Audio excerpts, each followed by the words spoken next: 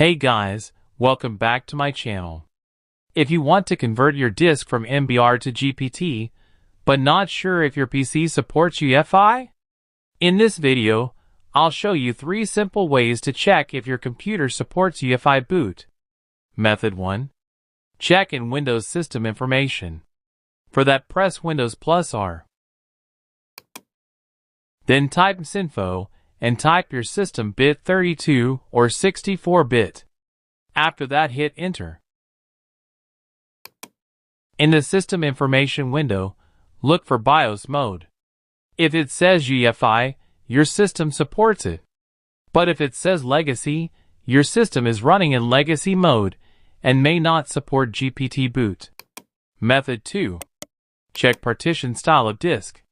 For that, right-click on the Start menu and select Disk Management.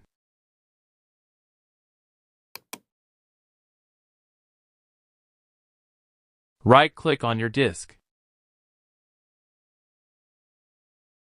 Click Properties.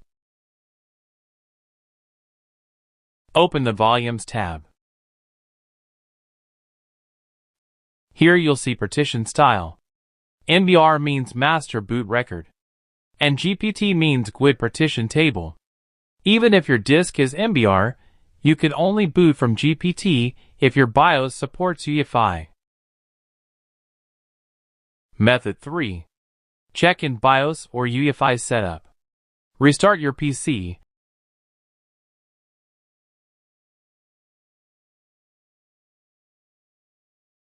And enter BIOS setup by pressing F2, F10, DL, or Escape depending on your computer brand.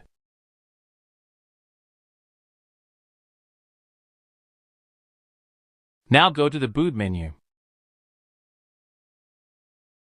If you see options like UEFI boot mode or UEFI and legacy boot, your motherboard supports UEFI.